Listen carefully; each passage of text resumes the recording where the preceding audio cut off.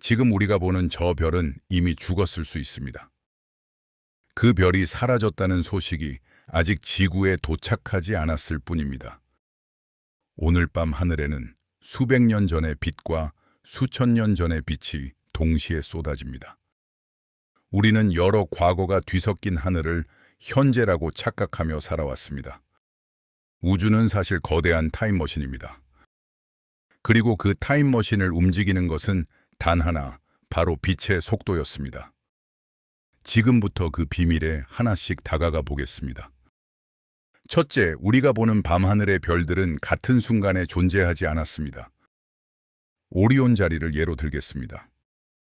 오리온의 어깨에 있는 붉은 별 베텔그스는 지구에서 약 650광년 떨어져 있습니다.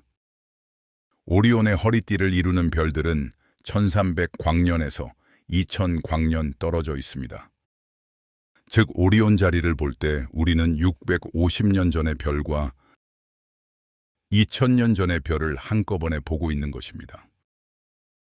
조선시대 사람과 로마시대 사람을 한 자리에서 함께 보는 것과 같습니다. 이처럼 밤하늘은 현재가 아니라 과거를 보여주는 거대한 타임머신입니다. 또 우리가 보는 별자리는 실제 모양이 아닙니다. 지구에서만 우연히 그렇게 보이는 거대한 착시입니다. 만약 우주선을 타고 별들 사이로 날아간다면 오리온 자리는 전혀 다른 모습으로 보일 것입니다. 각각의 별들이 서로 까마득히 먼 거리에 떨어져 있기 때문입니다. 보는 시점이 바뀌면 별들의 배열이 완전히 달라집니다. 실제로는 서로 아주 멀리 떨어진 별들인데도 지구에서 보면 우연히 같은 방향에 있어 겹쳐 보이기 때문입니다. 우리가 아는 모든 별자리는 지구에서만 보이는 특별한 그림인 셈입니다. 허블과 제임스 웹 망원경은 셔터를 한번 누르고 끝내지 않습니다. 하늘의 작은 지점 한 곳을 여러 날 동안 계속 바라보며 빛을 한 조각씩 모읍니다. 이렇게 며칠 동안 모은 빛을 한 장으로 합치면 평소에는 거의 보이지 않던 아주 희미한 천체까지 드러납니다. 이 방법으로 우주 탄생 직후에 가장 먼 은하들을 발견하고 있습니다. 그런데 천문학자들은 이 착시 현상을 오히려 무기로 삼았습니다. 카메라를 오래 비추며 더 멀리 볼수록 그만큼 더 먼 과거를 볼 수 있기 때문입니다. 그 결과 허블 우주망원경은 130억 광년 밖의 은하까지 포착하게 되었습니다.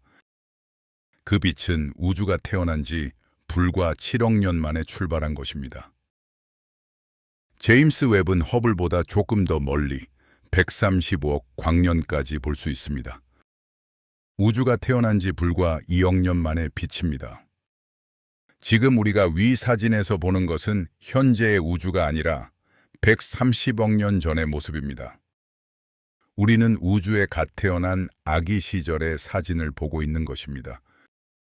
우리는 밤하늘을 보며 착각을 하기 쉽습니다. 밝게 보이는 별이 가장 밝은 별이라고 믿기 때문입니다. 밤하늘에서 가장 밝게 보이는 별은 시리우스입니다. 하지만 시리우스가 밝은 이유는 겨우 8.6 광년 거리로 우리와 매우 가깝기 때문입니다. 반면 오리온 자리의 리겔은 태양보다 약 10만 배나 밝은 초거성입니다.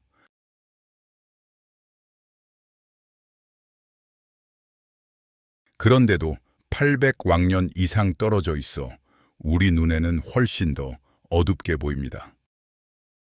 만약 리겔이 시리우스만큼 가까웠다면 보름달보다 훨씬 밝게 빛났을지도 모릅니다. 결국 우리가 보는 밝기는 별의 진짜 모습이 아니라 거리 때문에 생기는 착시인 것입니다. 그리고 우리는 이미 사라졌을지도 모르는 별을 바라보고 있습니다.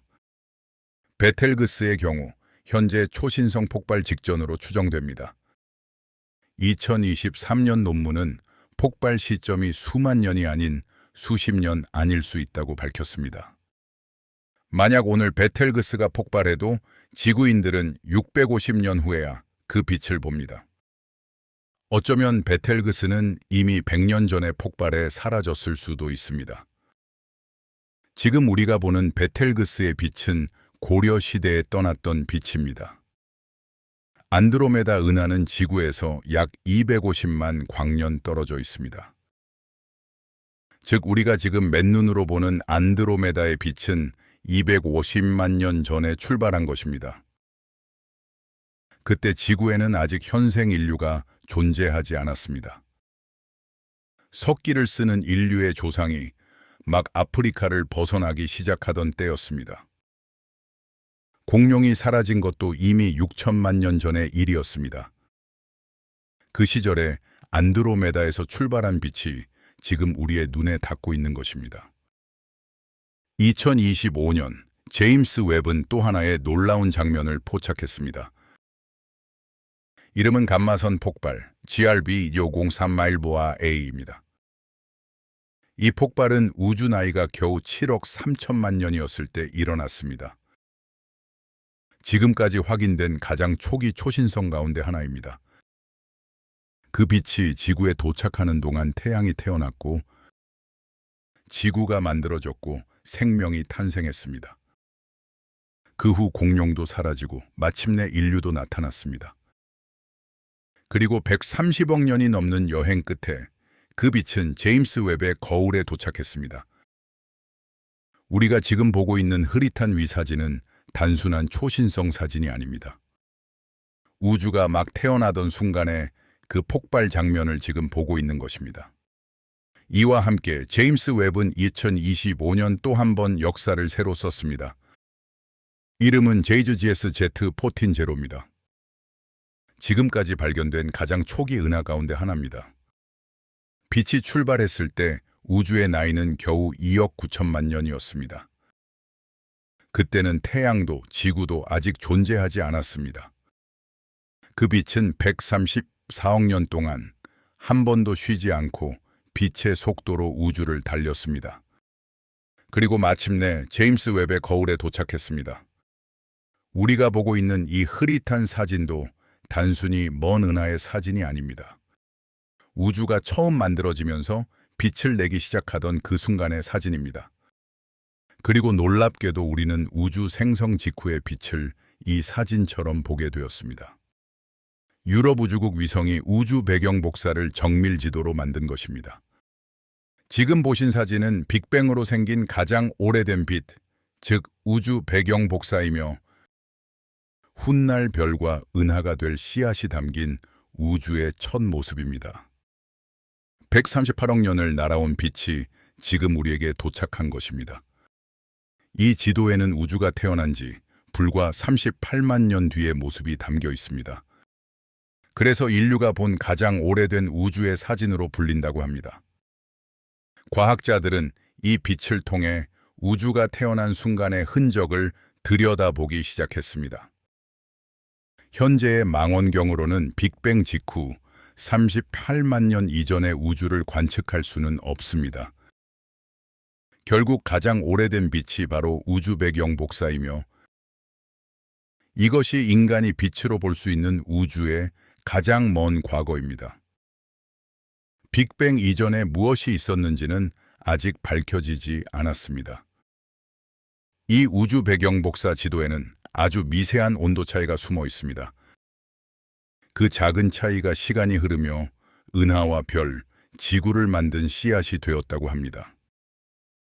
이번에는 이제 시선을 반대로 돌려보겠습니다. 지금까지는 우리가 별을 보는 이야기였습니다. 만약 200만 광년 떨어진 외계 문명이 지금 지구를 본다면 무엇이 보일까요? 그들은 지구의 현재 모습이 아니라 200만 년 전 지구를 보게 됩니다. 그때 지구에는 아직 인류가 없었습니다. 빙하기에 매머드가 살고 있었을 뿐입니다. 또 먼 미래의 어느 별에서 외계인이 지구를 관측한다면 그들은 오늘 2026년에 지구를 보게 될 것입니다. 이 사실은 먼 우주에서만의 이야기가 아닙니다. 우리가 지금 보는 태양의 빛도 8분 전에 출발한 것입니다. 달의 빛은 1.3초 전의 것입니다. 화성에서 보내는 신호는 최대 24분이 걸립니다. 이렇게 우리는 현재를 보는 것이 아니라 항상 약간의 과거를 보고 있습니다. 그래서 우주에서는 거리가 곧 시간 차이를 의미합니다. 밤 하늘의 별을 올려다볼 때는 한 가지를 가끔 떠올려 봐야겠습니다. 그 별빛은 수백 년, 수천 년, 때로는 수십억 년의 긴 여행 끝에 이제야 우리에게 도착했습니다. 그 별은 어쩌면 이미 존재하지 않을 수도 있습니다. 하지만 그 빛은 우주의 역사를 간직한 시간의 편지입니다. 우리는 뒤늦게 도착한 편지를 읽고 있는 것입니다. 그리고 동시에 우리도 누군가에게 편지를 쓰고 있습니다. 봐주셔서 감사합니다. 구독과 알림 설정은 채널 운영에 정말 큰 힘이 됩니다.